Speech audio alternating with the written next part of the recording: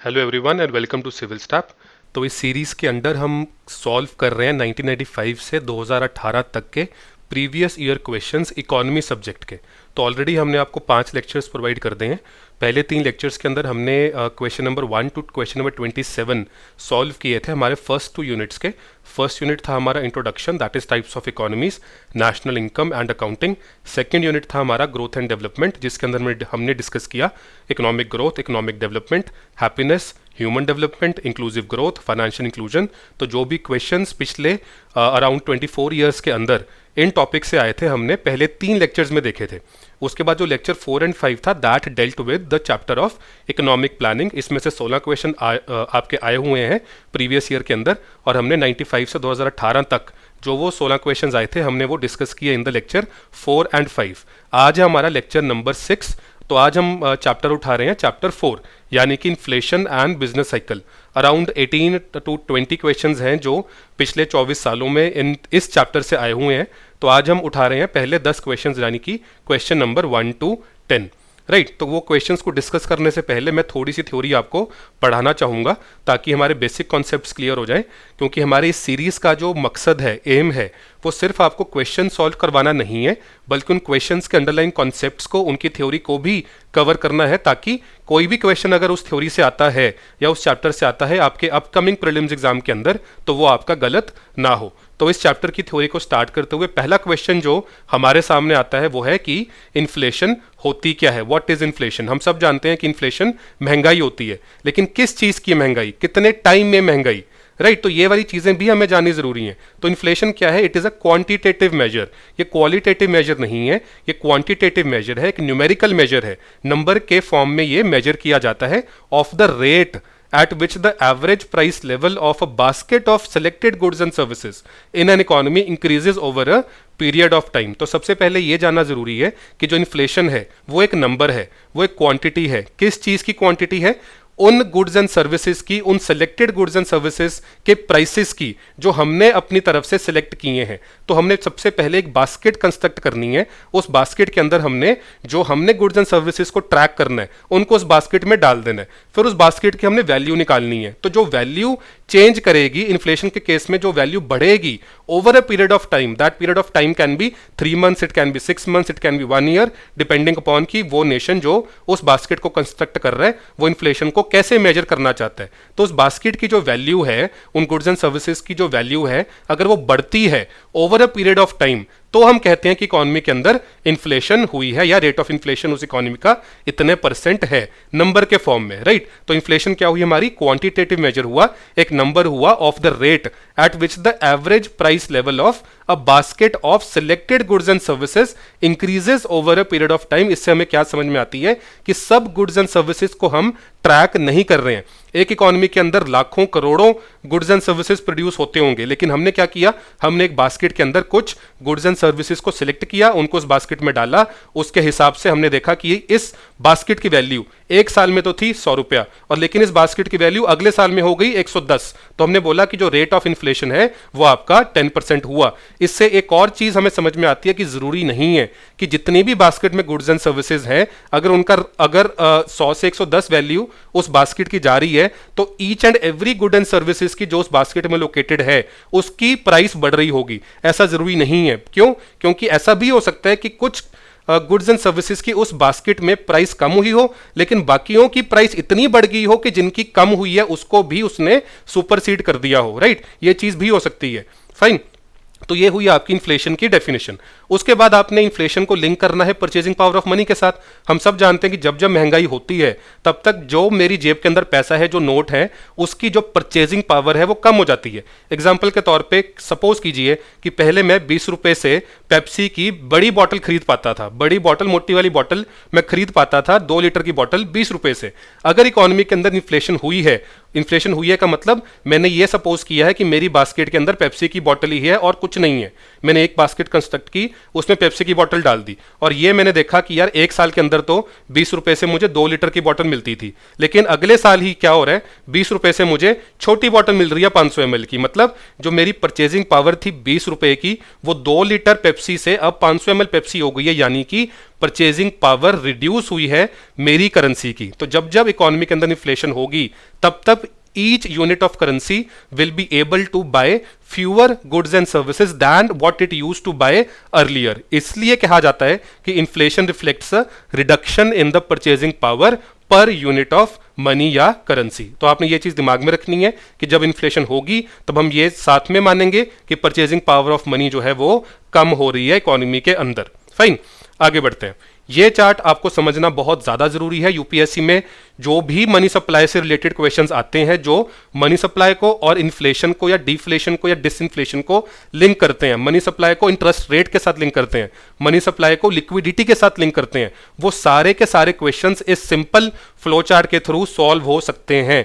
इस flow chart के अंदर कई सारी assumptions हैं, वो assumptions मैं आपको जरूर बताऊंगा, लेकिन ये वाला जो फ्लो चार्ट है ये एक थ्योरेटिकल फ्लो चार्ट है, ये प्रैक्टिकली बहुत ज्यादा ट्रू नहीं है, लेकिन हमारे क्वेश्चंस के लिए, यूपीएससी के लिए जितने भी क्वेश्चंस प्रीलिम्स में पूछे जाते हैं वो इस फ्लो चार्ट से भली भांति सॉल्व किए जा सकते हैं। ये फ्लो चार्ट है क्या? ये है relation between money supply and prices. एक हाथ पे आपका है मनी सप्लाई, उससे प्राइसेस तक क्या इंपैक्ट होता है अगर मनी सप्लाई बढ़ती है या कम होती है। तो मनी सप्लाई क्या है? Basically supply of money in the economy. तो उसके डिफरेंट डिफरेंट इंडिकेटर्स होते हैं, M1 है, M2 है, M3 है, ब्रॉड मनी है, नैरो मनी है, वो भी हम किसी ना किसी लेक्चर में जरूर देखेंगे। फिलहाल आप मनी सप्लाई को ये समझ के चलिए कि जितना पैसा आपकी इकोनॉमी के अंदर सर्कुलेट कर रहा है, अगर वो जो पैसा आपकी इकोनॉमी के अंदर सर्कुलेट करता है अगर वो बढ़ जाता है, वो बढ़ेगा कैसे? सपोज कीजिए गवर्नमेंट ने टैक्स रेट्स काट दिए, कम कर दिए, तो जो मेरी जेब में पैसा बचा ज्यादा हो गया। सपोज कीजिए गवर्नमेंट ने डेफिसिट फाइनेंसिंग करी, इसका मतलब क्या हुआ कि गवर्नमेंट का एक्सपेंडिचर तो ज्यादा है लेकिन गवर्नमेंट का जो रेवेन्यू है वो कम है, तो गवर्नमेंट ने उस वाले डेफिसिट को पूरा करने के लिए बाहर से कुछ ग्रांट ले लिया और लोन ले लिया और उसको उसने इन्फ्यूज कर दिया लोकल इकोनॉमी के अंदर, डोमेस्टिक इकोनॉमी के अंदर। तो इससे भी मनी सप्लाई बढ़ी। तो मनी सप्लाई अगर बढ़ती है तो उससे क्या होगा? जो पैसा है मेरी जेब के अंदर वो बढ़ेगा। अगर वो पैसा बढ़ता है तो क्या होता है? मेरी परचेजिंग पावर बढ़ती है। अगर मेरी परचेजिंग पावर बढ़ेगी तो मैं ज्यादा डिमांड करूंगा गुड्स एंड सर्विसेज की। हम ये एज्यूम कर रहे हैं यहां पर कि जो सप्लाई है कि मैंने गुड्स एंड सर्विसेज की डिमांड करी, मेरी डिमांड बढ़ी क्योंकि मेरी परचेजिंग पावर बढ़ी थी, लेकिन जो supply of goods and services है जिनकी मैं डिमांड कर रहा हूं वो कांस्टेंट है। तो अगर पहले उसकी सप्लाई x थी, अब भी उसकी सप्लाई x है, लेकिन अगर पहले डिमांड D1 थी, अब डिमांड D2 हो गई है और D2 is greater than D1। अगर मेरी डिमांड बढ़ गई है लेकिन सप्लाई कांस्टेंट है तो क्या होगा? कहीं ना कहीं आप इंक्रीज इन प्राइसेस आपको देखने को मिलेंगी इकोनॉमी के अंदर। एक सिंपल सा एग्जांपल लेते हैं समोसे का, कि अगर मेरे पास पहले जेब में 10 रुपए थे, अब मेरी जेब में 100 रुपए आ गए हैं, राइट? मेरे पास मेरी परचेजिंग पावर इंक्रीज हो गई है, मेरी डिस्पोजेबल इनकम बढ़ गई है। मैं पहले समोसा कंज्यूम करता था और समोसे वाला मुझे समोसा देता था 10 रुपए का, राइट? तो मेरे जेब में 10 रुपए थे और मुझे उसके अगेंस्ट एक ही समोसा मिलता था। अब क्या है कि लोगों की परचेजिंग पावर बढ़ गई। अगर पहले डिमांड समोसों की टोटल उस हलवाई के पास 10 समोसों की डिमांड थी, अब क्या हो गया है? अब डिमांड 20 समोसों की हो गई है, लेकिन वो हलवाई हम क्या एज्यूम कर रहे हैं कि 10 ही समोसे बना रहे हैं। तो क्या होगा? लोग ज्यादा पे भी करना चाहेंगे उस समोसे को खाने के लिए, बिकॉज उनकी परचेजिंग पावर बढ़ चुकी है, उनकी इनकम बढ़ चुकी है। तो हलवाई के पास एक इंसेंटिव होगा समोसे की प्राइस को इंक्रीज करने के लिए। यही तो हम कह रहे हैं कि जैसे ही परचेजिंग पावर बढ़ी, डिमांड बढ़ी अगेंस्ट द कांस्टेंट सप्लाई, समोसों का रेट बढ़ गया, यानी कि इंक्रीज इन प्राइसेस हो गए। तो हमने एक सिंपल एग्जांपल के थ्रू समोसे के माध्यम से हमने समझा कि कैसे इंक्रीज इन मनी सप्लाई से इंक्रीज इन प्राइसेस हो सकती है। हो ही जाएगी, हमेशा होगी, कोई ट्रू नहीं है। इंक्रीज इन मनी सप्लाई से इन्फ्लेशन हो ही जाएगी, हमेशा होगी, हमेशा 100% ट्रू है कि होगी होगी, ऐसा ट्रू बिल्कुल भी नहीं है। हाँ, ये हो सकता है कि इंक्रीज इन मनी सप्लाई से इन्फ्लेशन हो, one of the probable effects है, प्रोबेबल, डेफिनेट नहीं। दूसरे हैंड पे देखिए, अगर मनी सप्लाई, ये तो हमने जो लेफ्ट साइड पे केस लिया था वो लिया था कि मेरी पर्सनल इनकम बढ़ी, मेरे पास डिस्पोजल इनकम बढ़ी, मेरी जेब में पैसा बढ़ा। अब हम ले रहे हैं कि पैसा कहां बढ़ा? बैंक्स के पास, कि बैंक्स की मनी सप्लाई बढ़ गई। ये कैसे हो सकती है? सपोज कीजिए कि आरबीआई सीआरआर और एसएलआर को कम कर दे। सीआरआर क्या है? कैश रिजर्व रेशो, और एसएलआर क्या है? Statutory liquidity ratio. ये कॉन्सेप्ट्स हम मॉनेटरी सिस्टम के अंदर पढ़ेंगे। यहां पर आप इस चीज को ऐसे समझिए कि सीआरआर होती है वो पैसा जो बैंक को आरबीआई के पास रखना होता है, राइट? तो सीआरआर वाला वाला जो पैसा जो बैंक आरबीआई के पास रख रहा है वो पैसा वो लेंड तो कर नहीं सकता बैंक, बिकॉज उसने आरबीआई के पास रख दिया। अगर आरबीआई सीआरआर को कम कर देती है तो बैंक को कम पैसा रखना पड़ेगा विद द आरबीआई। अब उसके पास जो डिस्पोजेबल पैसा है जिसको वो आगे लेंड कर सकता है वो बढ़ गया। तो मैं आपको एग्जांपल के थ्रू समझाया कि कैसे मनी सप्लाई बैंक्स की तरफ इंक्रीज हो सकती है, बैंक्स के पास इंक्रीज हो सकती है। अगर मनी सप्लाई बैंक्स के पास बढ़ी और हम ये एज्यूम कर रहे हैं कि डिमांड फॉर लोन्स या क्रेडिट कांस्टेंट है, तो क्या होगा, बैंक के पास फालतू पैसा आ गया, बैंक के पास पैसे की इन्वेंट्री बढ़ गई। बैंक के पास अगर पैसे की इन्वेंट्री बढ़ेगी और कोई उसको लेंड या कोई उसको बोरो नहीं कर रहा, तो क्या होगा, बैंक्स को रेट ऑफ इंटरेस्ट को कम करना पड़ेगा ताकि लेंडिंग स्टार्ट हो। यही हमने लिखा है कि मनी सप्लाई बढ़ी बैंक्स के पास, और अगर हम ये एज्यूम करते हैं कि जो सप्लाई ऑफ क्रेडिट है वो कांस्टेंट है, डिमांड ऑफ क्रेडिट है वो कांस्टेंट है, तो बैंक्स को रेट ऑफ इंटरेस्ट को लोअर करना पड़ेगा ताकि इंक्रीज इन इन्वेस्टमेंट हो सके। अगर कम रेट के ऊपर मुझे कार लोन मिले, कम रेट के ऊपर मुझे हाउसिंग लोन मिले, कम रेट के ऊपर इंफ्रास्ट्रक्चर प्रोजेक्ट्स को फाइनेंस मिले, तो कहीं ना कहीं इंक्रीज इन इन्वेस्टमेंट इकोनॉमी के अंदर बड़ी इंक्रीज इन इन्वेस्टमेंट देखी जा सकती है। तो जैसे ही इंटरेस्ट रेट्स कम हुए वैसे ही इंक्रीज इन इन्वेस्टमेंट हो सकती है। अगर इन्वेस्टमेंट बढ़ेगी तो क्या होगा, कैपिटल फॉर्मेशन होगी, कैपिटल फॉर्मेशन बढ़ेगी तो क्या होगा, इकोनॉमिक ग्रोथ होगी, राइट। तो increase in money with banks can lead to economic growth, can lead to. तो एक तरफ मनी सप्लाई अगर बढ़ती है तो इन्फ्लेशन हो सकती है, प्राइसेस बढ़ सकते हैं। दूसरी तरफ अगर money increase in money supply with the banks होती है तो इकोनॉमिक ग्रोथ हो सकती है, जीडीपी के अंदर बढ़ोतरी देखी जा सकती है। मैं बार बार सकती है वाला टर्म यूज कर रहा हूं बिकॉज ये हो ही जाएगा, हमेशा ऐसा ट्रू होगा ये जरूरी नहीं है। ऐसा भी हो सकता है कि बैंक्स के पास मनी सप्लाई बढ़ जाए लेकिन इकोनॉमिक ग्रोथ उतनी ना हो जितनी कि हमने सोची थी, या इकोनॉमिक ग्रोथ ना भी हो, ये भी हो सकता है। लेकिन मोस्ट ऑफ द केसेस के अंदर हमारे क्वेश्चंस के लिए अगर मनी सप्लाई बढ़ती है it can lead to inflation, अगर मनी सप्लाई बढ़ती है it can lead to economic growth. Can वाली चीज हमने दिमाग में रखनी है, अगर विल आता है तो वो स्टेटमेंट हमारी गलत हो जाएगी। तो इस एग्जांपल के थ्रू, इस चार्ट के थ्रू आप ये चीज समझिए कि अगर एक हाथ पर इन्फ्लेशन होती है तो दूसरे हाथ पर साथ में क्या होता है, इकोनॉमिक ग्रोथ होती है, यानी कि productive capacity of the economy बढ़ती है। तो एक तरफ इन्फ्लेशन और एक तरफ इकोनॉमिक ग्रोथ। इसीलिए कहा जाता है कि सस्टेनेबल इन्फ्लेशन या एक सस्टेन्ड इन्फ्लेशन, कम रेट की मॉडरेट इन्फ्लेशन जरूरी होती है इकोनॉमिक ग्रोथ के लिए, बिकॉज जब जब इन्फ्लेशन थोड़ी थोड़ी बढ़ती है तब तब यह देखा गया कि इकोनॉमी कहीं ना कहीं ग्रो कर रही होती है, इकोनॉमी की प्रोडक्टिव कैपेसिटी बढ़ रही होती है, लोग इकोनॉमी की तरफ एक पॉजिटिव सेंटिमेंट के साथ देखते हैं। इसलिए डिफ्लेशन कोई भी इकोनॉमी प्रेफर नहीं करती है। डिफ्लेशन हम आगे देखेंगे क्या होती है। अब ये मान के चलिए कि नेगेटिव अगर आपके प्राइसेस गिरनी स्टार्ट हो जाए, ये इकोनॉमी कोई भी प्रेफर नहीं करती ऐसी सिचुएशन, बिकॉज अगर डिफ्लेशन होगी तो कहीं ना कहीं इकोनॉमी के अंदर जॉब लॉसेस भी होंगे, अनएम्प्लॉयमेंट भी आएगी और इकोनॉमिक स्टैग्नेशन भी हो सकती है, अल्टीमेटली रिसेशन या डिप्रेशन भी देखा जा सकता है, राइट। अगला चार्ट देखते हैं। अब क्या है, पहले था इंक्रीज इन मनी सप्लाई, अब है डिक्रीज इन मनी सप्लाई। अब लेफ्ट साइड पर देखिए कि अगर मनी सप्लाई कम हुई तो पिछले केस में क्या हुआ था, मेरी परचेजिंग पावर बढ़ी थी, लेकिन यहां पर क्योंकि मनी सप्लाई कम हुई है अब क्या होगा, मेरी परचेजिंग पावर कम होगी। अगर मेरी परचेजिंग पावर कम होगी तो मैं डिमांड कम करूंगा गुड्स एंड सर्विसेज की। अगर अब मैं अज्यूम करता हूं कि सप्लाई उतनी ही है, प्रोडक्शन गुड्स एंड सर्विसेज की उतनी ही हो रही है लेकिन डिमांड कम हो गई है, तो कहीं ना कहीं उन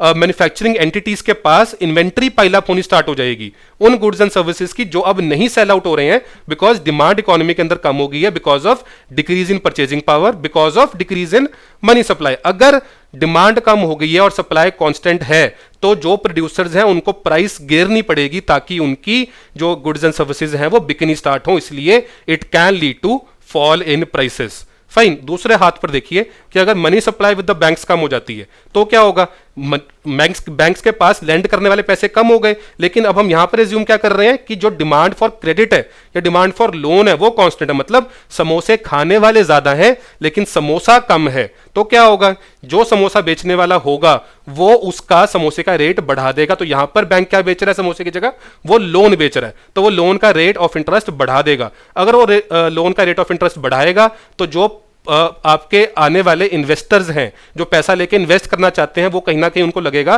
कि वेट करनी चाहिए, अभी रेट ऑफ इंटरेस्ट हाई है, अभी मुझे पैसा लेके इन्वेस्टमेंट नहीं करनी चाहिए, तो डिक्रीज इन इन्वेस्टमेंट हो सकती है। अगर डिक्रीज इन इन्वेस्टमेंट होगी तो फर्दर क्या होगा, लैक ऑफ कैपिटल फॉर्मेशन या फॉल इन कैपिटल फॉर्मेशन होगी। अगर वो होगा तो क्या होगा, इकोनॉमिक ग्रोथ आपकी गिर सकती है।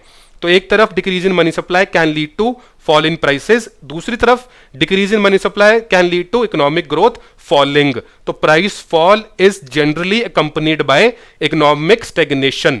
तो एक तरफ है प्राइस फॉल और एक तरफ है इकोनॉमिक स्टैग्नेशन। तो आपको ये चीज भी दिमाग के अंदर अच्छे से फिट कर लेनी है कि इंक्रीज इन मनी सप्लाई से क्या होता है और डिक्रीज इन मनी सप्लाई से क्या होता है। एक और चीज यहां पर गौर करने लायक ये है कि आपने कभी भी इन चार्ट्स को, इस चार्ट को भी और इस चार्ट को भी नीचे से ऊपर नहीं देखना, राइट। ये चार्ट नीचे से ऊपर नहीं जाएगा। फॉल इन प्राइसेस से डिक्रीज इन मनी सप्लाई नहीं है, डिक्रीज इन मनी सप्लाई से फॉल इन प्राइसेस है, इंक्रीज इन प्राइसेस से इंक्रीज इन मनी सप्लाई नहीं है, इंक्रीज इन मनी सप्लाई से इंक्रीज इन प्राइसेस है। अगर आप इस चार्ट को नीचे से ऊपर देखोगे तो आप गलती खाओगे। आपने कभी भी नीचे से ऊपर नहीं जाना, आपने हमेशा ऊपर से नीचे आना है। आपका कोई भी क्वेश्चन यूपीएससी में प्रीलिम्स के अंदर गलत नहीं होगा अगर आप इस चार्ट को ऊपर से नीचे क्लियरली देखोगे।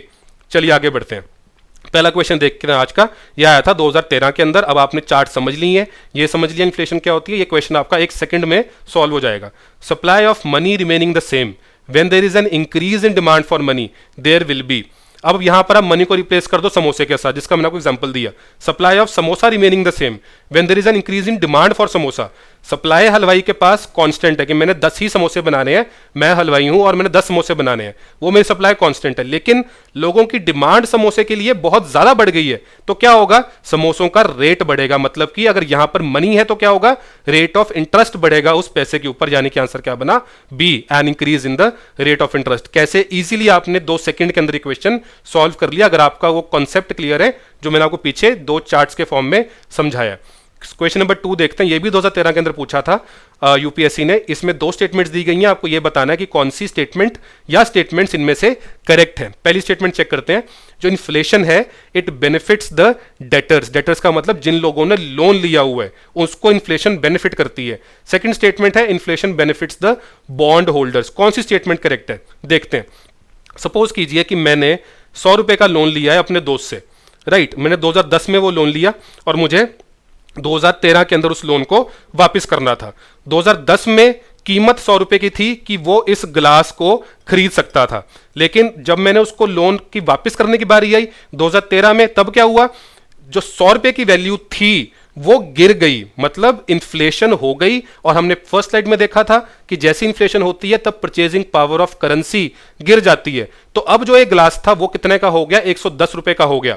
यानी कि जो पहले ग्लास 100 रुपए का आता था अब वो ग्लास 110 का हो गया। और मुझे वापस कितने करने हैं, 100 की जगह 110 ही करने हैं। लेकिन इन इफेक्टिवली मैं कितने वापस कर रहा हूं, मैं 100 ही वापस कर रहा हूं, बिकॉज पहले जो ग्लास 100 का था अब वो 110 का आ रहा है। तो लगने में मुझे लग रहा है कि मुझे 110 वापस करने हैं और जिसने मुझे पैसे दिए थे उसको 110 रुपए मिल रहे हैं, लेकिन उस 110 की वैल्यू अब कितनी हो गई है, 100 रुपए। इसलिए किसको बेनिफिट हुआ, पैसा देने वाले को क्या पैसा लेने वाले को? ऑब्वियसली पैसा लेने वाले को ज्यादा बेनिफिट हुआ, बिकॉज उसने वापस कितने किए, अल्टीमेटली 100 ही वापस किए। ऑल्दो 110 लग रहे हैं वापस करने में, लेकिन उसकी वैल्यू अब भी 100 रुपए के बराबर ही है। और जिसने पैसे दिए थे उसको ऑल्दो 110 मिले, लेकिन उसको इफेक्टिवली 100 रुपए ही मिल रहे हैं, बिकॉज मैंने आपको बताया कि ग्लास जो पहले 100 का आता था वो 110 का आता है। तो 110 की परचेजिंग पावर 100 रुपए के बराबर हो चुकी है। तो डेटर्स को इन्फ्लेशन हमेशा बेनिफिट करती है। शेयर होल्डर्स को या बॉन्ड होल्डर्स को, जिनको एक फिक्स्ड रिटर्न मिलेगा उस इन्वेस्टमेंट के ऊपर, उसको इन्फ्लेशन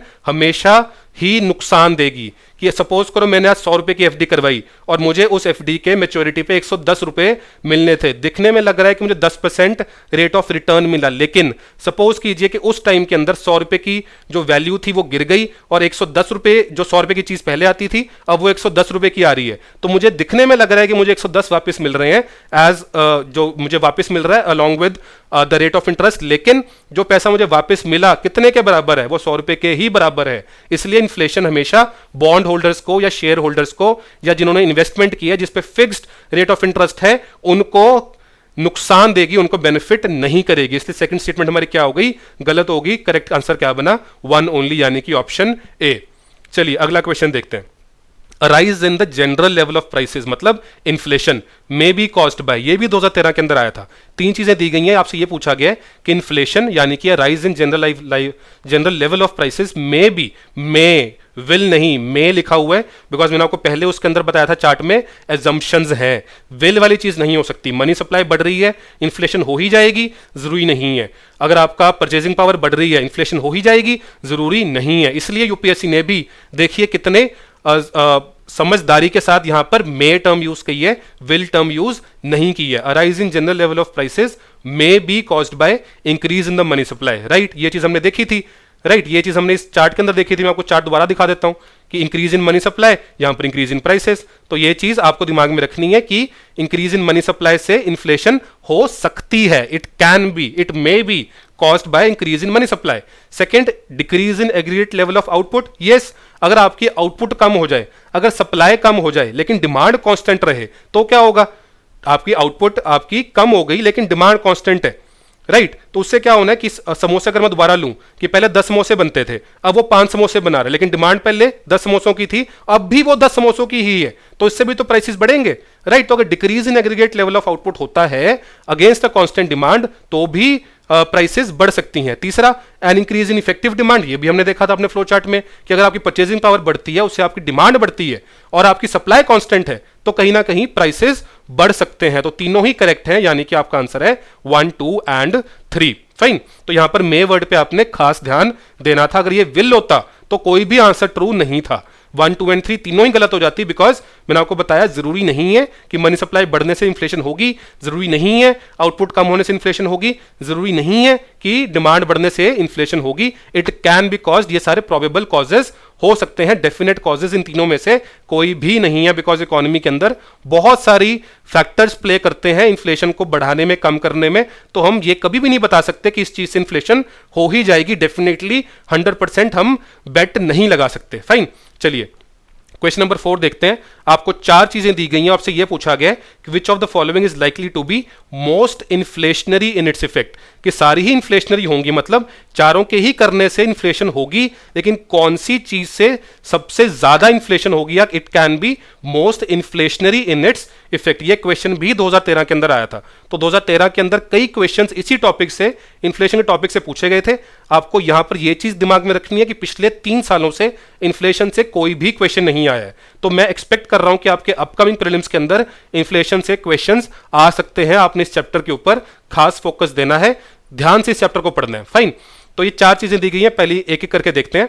पहली है repayment of public debt, second है borrowing from the public to finance a budget deficit, तीसरी है borrowing from the banks to finance a budget deficit, चौथी है creating new money to finance a budget deficit. सारों से ही, चारों की चारों चीजों से इन्फ्लेशन हो सकती है। मोस्ट इन्फ्लेशनरी कौन सी होगी? मोस्ट इन्फ्लेशनरी तब होगी जब नया पैसा इकोनॉमी के अंदर आएगा। पहली तीनों ऑप्शंस के अंदर ऑलरेडी एग्जिस्टिंग पैसा ही घूम रहा है, चौथी ऑप्शन में क्या हो रहा है? नया पैसा क्रिएट हो रहा है, मतलब जो मनी सप्लाई बढ़ रही है, जो हमने चार्ट्स के अंदर देखी थी, वो चौथी ऑप्शन के अंदर न्यू मनी की वजह से बढ़ रही है। तो अगर नया पैसा आएगा, ऑलरेडी एग्जिस्टिंग क्वांटम ऑफ पैसे को आके कॉम्प्लीमेंट करेगा, उसमें आके ऐड होगा, तो वो मोस्ट इन्फ्लेशनरी होगा, ना कि वो पैसा जो ऑलरेडी एग्जिस्ट कर रहा है। ऑल्दो ए, बी एंड सी से भी इन्फ्लेशन हो सकती है, लेकिन क्योंकि डी ऑप्शन के अंदर क्रिएटिंग न्यू मनी है, नया पैसा क्रिएट किया जा रहा है, मनी सप्लाई बढ़ रही है, परचेजिंग पावर बढ़ रही है, डिमांड बढ़ रही है, उससे अल्टीमेटली इन्फ्लेशन हो रही है,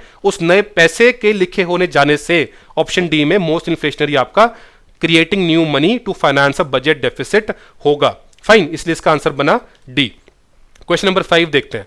economic growth is usually coupled with, again मैंने आपको ये चीज बताई कि इकोनॉमिक ग्रोथ के साथ इन्फ्लेशन हो ही जाएगी, जरूरी नहीं है। It is usually coupled with, UPSC ने भी यहां पर यूजुअली वर्ड यूज किया 2011 वाले क्वेश्चन में कि economic growth is definitely coupled with, कोई भी आंसर ट्रू नहीं है। It is usually coupled with inflation, ये ट्रू है, बिकॉज हमने देखा था अपने चार्ट के अंदर कि एक तरफ अगर इकोनॉमिक ग्रोथ है तो दूसरी तरफ साथ में प्राइस राइज भी है, इन्फ्लेशन भी है, लेकिन इकोनॉमिक ग्रोथ और इन्फ्लेशन का डेफिनेट लिंक नहीं है, प्रोबेबल लिंक जरूर है कि इकोनॉमिक ग्रोथ के साथ इन्फ्लेशन हो सकती है, बिकॉज ये देखा गया है कि जब जब इकोनॉमिक ग्रोथ हुई है तब तब साथ में इकोनॉमी के अंदर प्राइस राइज भी हुआ है, इन्फ्लेशन भी हुई है, इसलिए इसका करेक्ट आंसर बनता है बी। ये थे आपके पहले 5 क्वेश्चंस। अब हम अगले क्वेश्चन को सॉल्व करने से पहले कुछ थ्योरी पढ़ लें।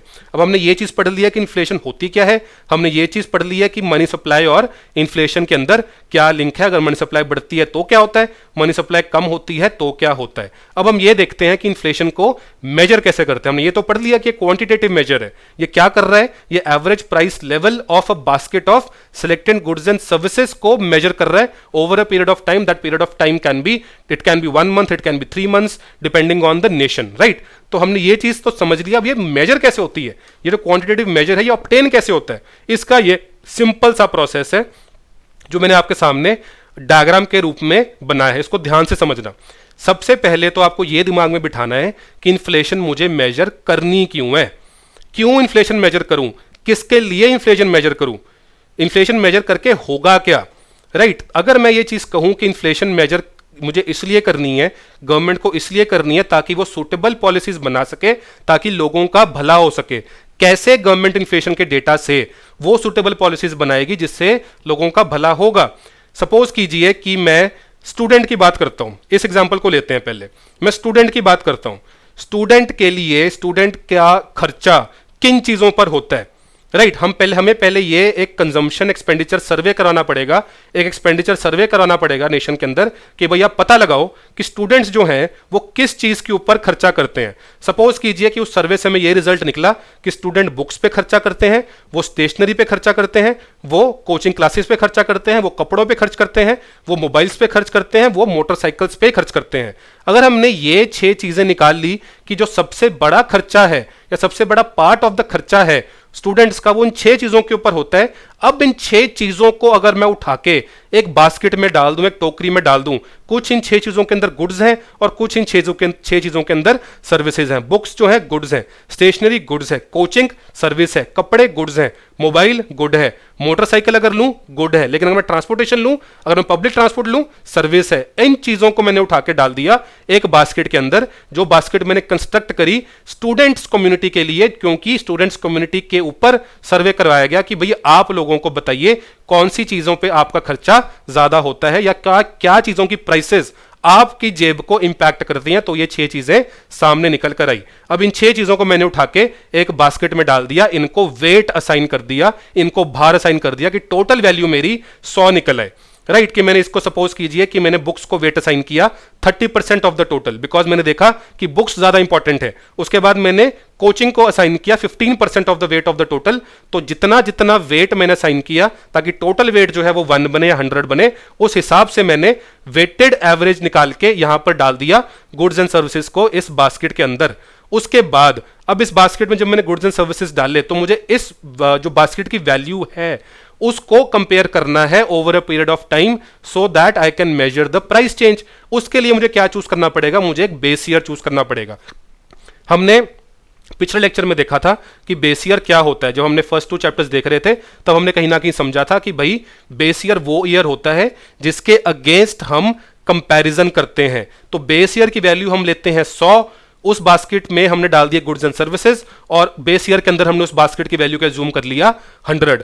अब जब जब हम उस बास्केट के जो गुड्स एंड सर्विसेज हैं उनकी प्राइसेस को ट्रैक करेंगे और उसको कंपेयर करेंगे with the prices of base year या value of the base year which was 100, then we will come to know then what has been the change in the prices of the basket as a whole as compared to the base year. Assume कर रहे हैं कि base year को हमने 100 माना था, base year को हमेशा 100 मानते हैं, और हमने ये देखा कि भाई करंट ईयर के अंदर यानी कि 2018-19 में या 17-18 के अंदर जो भी आपने ईयर उठाया है उसके अंदर इन 6 चीजों की जो वेट के हिसाब से बास्केट में डाला था इनकी वैल्यू हो गई है 120. तो यहां पर वैल्यू 100 थी, यहां वैल्यू होगी 120. हम बोलेंगे कि भाई स्टूडेंट के लिए 20% इन्फ्लेशन हो गई है. राइट, अब हम ये चीज समझ गए कि भाई बास्केट कैसे बनती है, बास्केट के साथ बेस ईयर का क्या लिंक है, फिर कैसे हम अपनी बेस ईयर की बास्केट को करंट ईयर की बास्केट के साथ कंपेयर करते हैं. गुड्स एंड सर्विसेज सेम रहती हैं क्योंकि करंट ईयर के अंदर प्राइसेस चेंज की होंगी as compared to base year. उससे हमें पता चल जाएगा कि as compared to base year हमारी इकोनॉमी के अंदर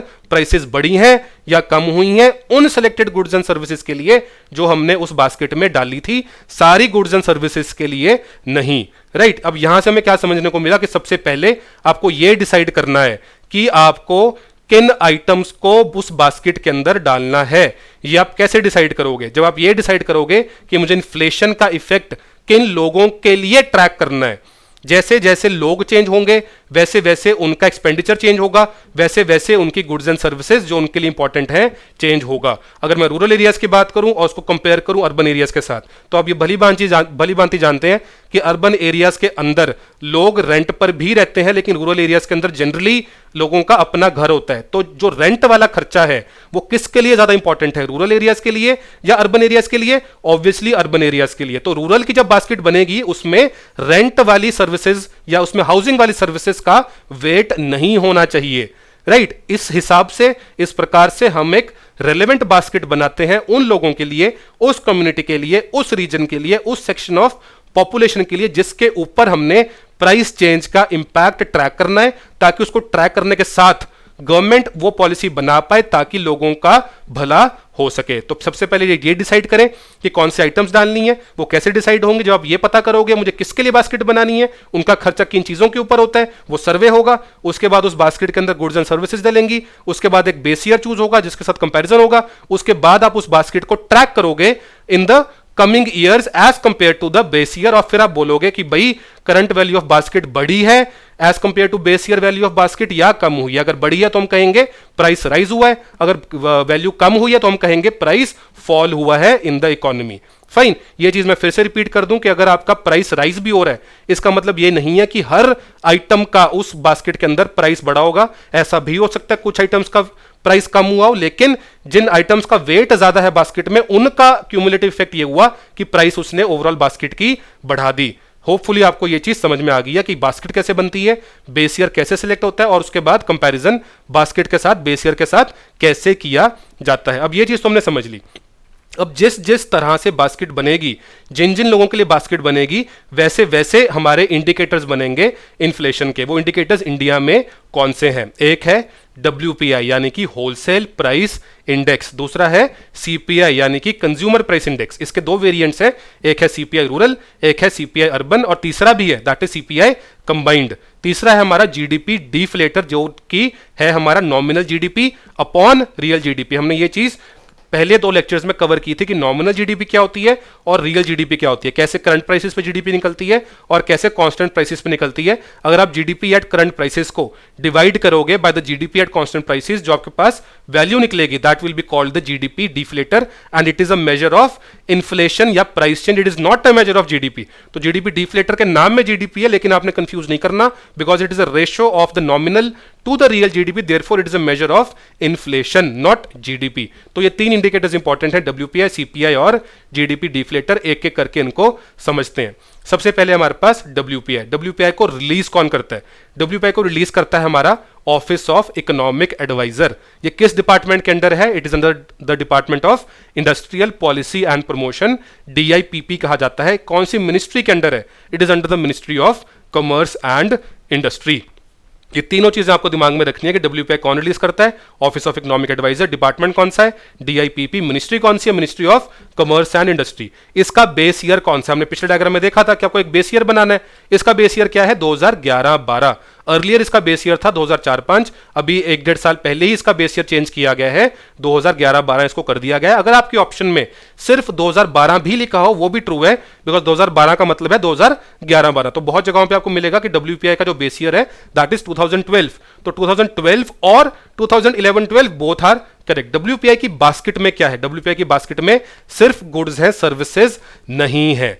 डब्ल्यूपीआई क्या करती है? ये प्राइस को ट्रैक करती है एट द होलसेल लेवल। दूसरा इंडेक्स कौन सा है? सीपीआई, यानी कि यहां पर सी आना चाहिए था, सीपीआई यानी कि consumer price index. Consumer price index कौन रिलीज करता है? ये रिलीज करता है आपका सेंट्रल स्टैटिस्टिक्स ऑफिस, सीएसओ। ये किस मिनिस्ट्री के अंडर है? ये है ministry of statistics and programme implementation के अंडर। तो आपको ये चीज दिमाग में रखनी है कि ये कंपाइल किया जाता है सीएसओ के द्वारा, जो कि है मॉस्पी के अंडर। इसका बेस ईयर क्या है? इसका बेस ईयर भी 2011-12 है, सेम एज डब्ल्यूपीआई। इसके अंदर सीपीआई की बास्केट के अंदर गुड्स भी हैं और सर्विसेज भी हैं। तीसरा इंडिकेटर है जीडीपी डिफ्लेटर। पिछली स्लाइड में मैंने आपको बताया कि it is nothing but the ratio of nominal GDP to the real GDP. So GDP deflator is a measure of inflation not the GDP. Fine. अब यहां पर एक एक इंडेक्स को थोड़ा सा अच्छे से समझते हैं, कमोडिटीज देखते हैं, उनकी बास्केट देखते हैं कि वो उसके बास्केट में क्या क्या चीजें कंटेन होती हैं। ये चीजें बहुत ज्यादा इंपॉर्टेंट है आपके पेपर के लिए। आपने कोई भी इनमें से लाइन, कोई भी डेटा, कोई भी नंबर मिस नहीं करना है, बहुत ज्यादा इंपॉर्टेंट है, राइट। तो होलसेल प्राइस इंडेक्स का मैंने आपको पिछली स्लाइड में बताया था कि बेस ईयर पहले था 2004-5। उसके बाद गवर्नमेंट ने एक वर्किंग ग्रुप सेटअप किया डॉक्टर सुमित्रा चौधरी के अंडर, जो कि प्लानिंग कमीशन के एक मेंबर भी थे, राइट। उन्होंने क्या चेंजेस सजेस्ट किए और गवर्नमेंट ने क्या चेंजेस उनकी सजेशंस के बेसिस पर किए? एक तो बेस ईयर को चेंज कर दिया गया फ्रॉम 2004-5 टू 2011-12 या सिर्फ 2012, ये भी ठीक है। उसके बाद जो बास्केट है WPI की, जो टोकरी है, उसके अंदर आइटम्स पहले होती थी 676, 676, चेंजेस के बाद कर दी गई 697। कुछ आइटम्स को रिमूव किया गया और कुछ नई आइटम्स को, कुछ पुरानी आइटम्स को रिमूव किया गया और कुछ नई आइटम्स को डाला गया। तो 199 नई आइटम ऐड हुई और 146 पुरानी आइटम्स को रिमूव किया गया। आइटम्स नई कैसे ऐड करी, पुरानी क्यों रिमूव करी? दिमाग में रखिए स्टूडेंट वाली बात, स्टूडेंट को कौन सी 6 चीजें इंपैक्ट कर रही थी। जब जब आप सर्वे करवाएंगे, कुछ टाइम के बाद सर्वे होगा, जरूरी नहीं है कि वो 6 चीजें कांस्टेंट ही रहेंगी। हो सकता है कि जहां पर हमने बाइक बनाई थी वहां पर आपकी कार बन जाए, राइट। तो जब जब आप सर्वे करवाओगे कुछ टाइम के बाद, तब तब आपको पता चलेगा कि कैसे जो जेब में से पैसा है वो खर्च हो रहा है, वो किन चीजों पे खर्च हो रहा है, उनमें चेंजेस भी पॉसिबल है over a period of time. इसलिए रिविजन्स ऑफ द बास्केट बहुत इंपॉर्टेंट है, इसीलिए ये वर्किंग ग्रुप बनाया गया था, इसीलिए WPI में चेंजेस की गई थी, राइट। तो कुछ आइटम्स रिमूव की गई, कुछ आइटम्स डाली गई और कुछ आइटम्स के वेट्स भी चेंज किए गए, नए वेट असाइन किए गए to the commodity, so that they can represent the changing population, the changing trend in the country. उसके बाद एक नया WPI फूड इंडेक्स की भी बात करी गई कि जो WPI के साथ एक WPI फूड इंडेक्स भी बनेगा, जिसके द्वारा कैप्चर किया जाएगा the rate of inflation in the food items. अब कौन सी फूड आइटम्स, ये क्या होगा WPI फूड इंडेक्स के अंदर? It will combine the food articles under primary articles, ये जो प्राइमरी आर्टिकल्स वाली आपकी कैटेगरी है, and food products under manufactured products. इसके लिए आप पहले ये जानिए कि WPI में जो आइटम्स हैं, जो कि 697 है, उनको इनमें 3 कैटेगरीज में डिवाइड किया गया। एक है प्राइमरी आर्टिकल्स, एक है फ्यूल एंड पावर और एक है मैन्युफैक्चर्ड प्रोडक्ट्स। सबसे ज्यादा वेट कौन सी कैटेगरी का है? मैन्युफैक्चर्ड प्रोडक्ट्स का है। यहां पर देखिए 64.23 वेट इसका है from out of 100 in the 2011, that is the new series. तो सबसे ज्यादा वेट किसका है? मैन्युफैक्चर्ड प्रोडक्ट्स का। दूसरा नंबर पर वेट किसका है? Primary articles. और तीसरे नंबर पर वेट किसका है? फ्यूल एंड पावर का। तो ये 3 कैटेगरीज हैं जिसके अंदर 697 टोटल गुड्स हैं, सर्विसेज इसमें कोई भी नहीं है, राइट। तो प्राइमरी आर्टिकल्स में कितने गुड्स हैं? 117 हैं। फ्यूल एंड पावर में कितने हैं? 16 हैं। और मैन्युफैक्चर्ड में कितने हैं? 564 है। टोटल कितना हुआ? 697। इसके अंदर में से जो प्राइमरी आर्टिकल्स के अंदर फूड आर्टिकल्स हैं और जो मैन्युफैक्चर्ड प्रोडक्ट्स में फूड प्रोडक्ट्स हैं, उनकी आइटम्स को कंबाइन करके बनाया गया WPI फूड इंडेक्स। तो WPI food index along with the consumer food price index released by the CSO, ये दोनों हेल्प करेंगे गवर्नमेंट को फूड इन्फ्लेशन को ट्रैक करने में, ताकि अप्रोप्रिएट मेजर्स लिए जा सकें उस इन्फ्लेशन को टैकल करने के लिए, राइट। अब देखते हैं CPI क्या है। CPI की जो बास्केट है वो 6 कैटेगरीज में डिवाइडेड है। इसका भी बेस ईयर 2011-12 है। वो 6 कैटेगरीज कौन सी हैं? हमने देखा था कि WPI का बास्केट है वो आपका 3 कैटेगरीज में डिवाइडेड है। CPI का 6 कैटेगरीज हैं। ये है 6 कैटेगरीज। एक है फूड एंड बेवरेजेस, एक है पान, टोबैको एंड इंटॉक्सिकेंट्स, एक है क्लोथिंग एंड फुटवियर, एक है हाउसिंग, एक है फ्यूल एंड लाइट और एक है मिसलेनियस। इनमें से सबसे ज्यादा वेट कौन सी कैटेगरी का है? मिसलेनियस का है, सॉरी उसके फूड एंड बेवरेजेस का है 54.18, राइट। तो ये रूरल भी है CPI अर्बन भी है। तो रूरल के वेट्स यहां दिए गए हैं, अर्बन के वेट्स यहां पर दिए गए हैं। यहां पर आप देखिए हाउसिंग का वेट रूरल के अंदर है ही नहीं। मैंने आपको कहीं ना कहीं पहले समझाया था कि हाउसिंग मतलब रेंट वाला जो खर्चा है वो रूरल एरियाज के अंदर रिप्रेजेंटेटिव नहीं होगा, बिकॉज जो रूरल पॉपुलेशन है वो जनरली अपने घरों में रहती है, राइट। तो जो रेंट वाला जो खर्चा होगा वो अर्बन के अंदर मीनिंगफुल खर्चा होगा या उनके लिए रिप्रेजेंटेटिव खर्चा होगा, रूरल के लिए नहीं होगा। इसलिए हाउसिंग का वेट रूरल के अंदर 0 है, जहां पर देखिए डैश डला हुआ है। तो इसी तरह से आपने बास्केट को कंस्ट्रक्ट करना होता है। इसी तरह से आपने उस बास्केट को रिप्रेजेंटेटिव बनाने के लिए जो सूटेबल वेट्स हैं एक्सपेंडिचर सर्वे के अकॉर्डिंग उनको देने होते हैं, फाइन। तो ये 6 कैटेगरीज आपने याद रखनी है CPI की, और इनका आपने ये भी याद रखना है कि कौन सी कैटेगरी के लिए वेट ज्यादा है और कौन सी कैटेगरी के लिए वेट कम है। आपको इंक्रीजिंग या डिक्रीजिंग ऑर्डर में याद रखना है, रूरल के लिए और अर्बन के लिए ये चीजें आपको याद होनी चाहिए। और यहाँ पर WPI लिखा हुआ है, यहाँ पर C होना चाहिए, इसको हम PDF में करेक्ट कर देंगे। चलिए अभी हमने ये थ्योरी पढ़ ली, अब हम देखते हैं कि क्वेश्चन नंबर 6 क्या बोलता है। क्वेश्चन नंबर 6 हमसे ये पूछ रहा है, 2015 में क्वेश्चन आया था कि कौन सी ऑर्गेनाइजेशन CPI नंबर रिलीज करती है फॉर इंडस्ट्रियल वर्कर्स। अब पीछे तो हमने कहीं नहीं पढ़ा कि CPI इंडस्ट्रियल वर्कर्स के लिए भी है, हमने तो कहा कि CPI रूरल है, CPI अर्बन है और CPI कंबाइंड है। जो ये नई सीरीज है जिसमें CPI रूरल, CPI अर्बन और CPI कंबाइंड है, उस सीरीज से पहले एक सीरीज आती थी जिसके अंदर 4 सीपीआईज होते थे, उसको पहले पढ़ लेते हैं क्वेश्चन पे, फिर मैं वापस लेके जाऊंगा। जो पहले सीरीज होती थी उसमें क्या था, CPI IW, CPI AL, CPI RL और सीपीआई यूएनएमई। आईडब्ल्यू का मतलब इंडस्ट्रियल वर्कर्स के लिए कंज्यूमर प्राइस इंडेक्स, एएल का मतलब एग्रीकल्चरल लेबरर्स के लिए कंज्यूमर प्राइस इंडेक्स, आरएल का मतलब रूरल लेबरर्स के लिए CPI that is consumer price index, और यूएनएमई का मतलब consumer price index for urban non manual employees. तो इनमें से जो पहले 3 हैं उनको लेबर ब्यूरो रिलीज किया करती थी, और जो यूएनएमई था उसको सीएसओ, जो कि आज सीपीआई रूरल अर्बन और कंबाइंड रिलीज करती है, सीएसओ वही बॉडी सीपीआई यूएनएमई को रिलीज किया करती थी। तो ये पुरानी सीरीज है, ये क्वेश्चन पुराना है 2015 का। तो ये सीपीआई इंडस्ट्रियल वर्कर्स कौन रिलीज करता था, लेबर ब्यूरो। तो इसका आंसर बना सी।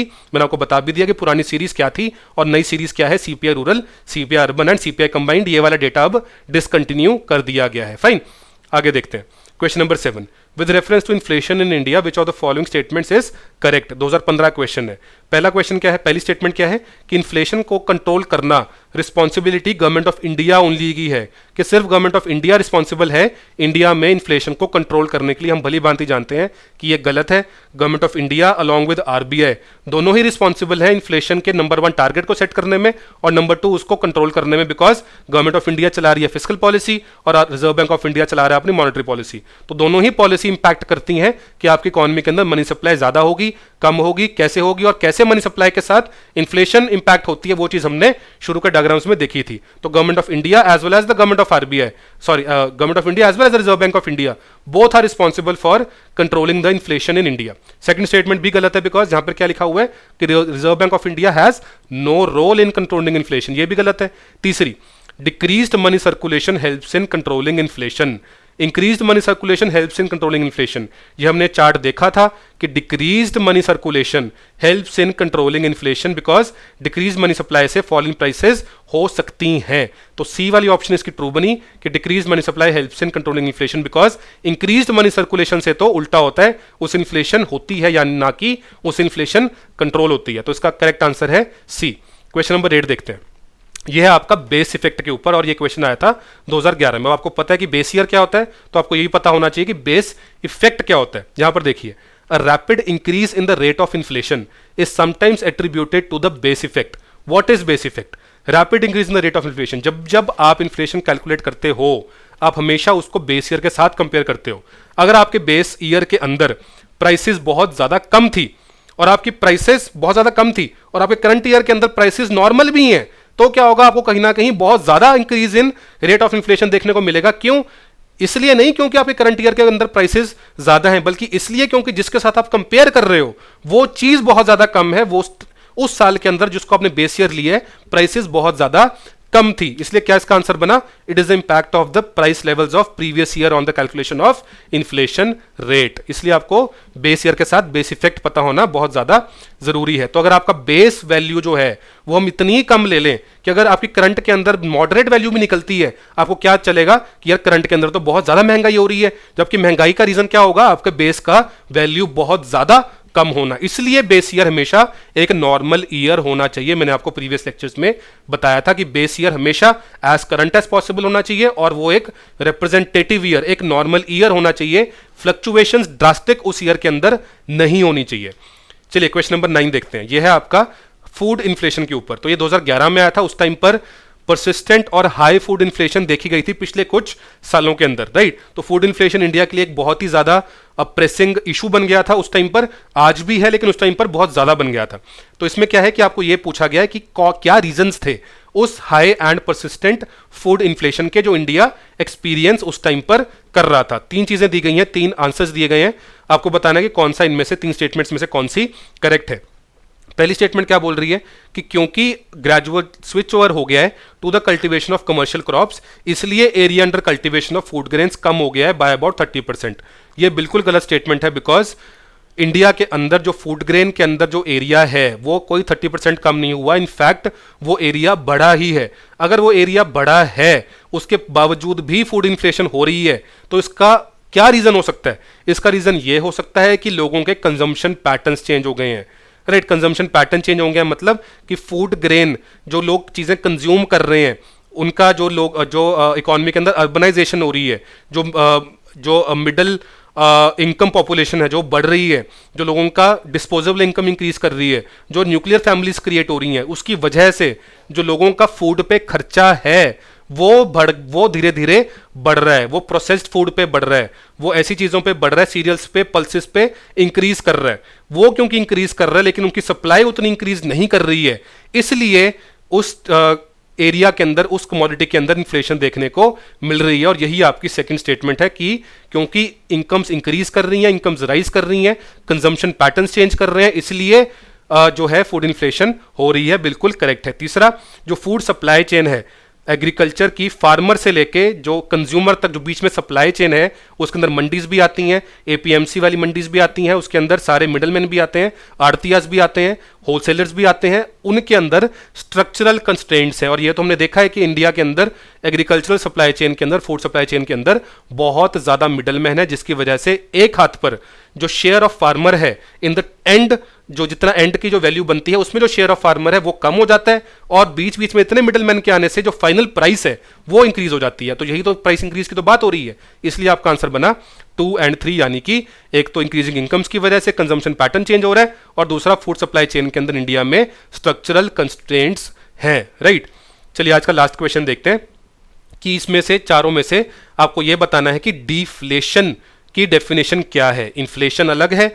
डिफ्लेशन अलग है, डिसइन्फ्लेशन अलग है। अगली स्लाइड में आपको समझाऊंगा कि डिफ्लेशन और डिसइन्फ्लेशन में फर्क क्या होता है। आप पहले क्वेश्चन सॉल्व कीजिए कि सबसे सही डेफिनेशन डिफ्लेशन की इन चारों में से कौन सी है। पहली क्या है, it is a sudden fall in the value of currency against other currencies. ये क्या बना, ये डिवैल्यूएशन बना, ना कि डिफ्लेशन बना। तो यहां पर कंफ्यूज की है यूपीएससी ने आपको, ये डिवैल्यूएशन हो सकती है, डेप्रिसिएशन हो सकती है, ये डिफ्लेशन नहीं है। सेकंड क्या है, it is a persistent recession in both the financial and real sectors of the economy, ये चीज भी नहीं है।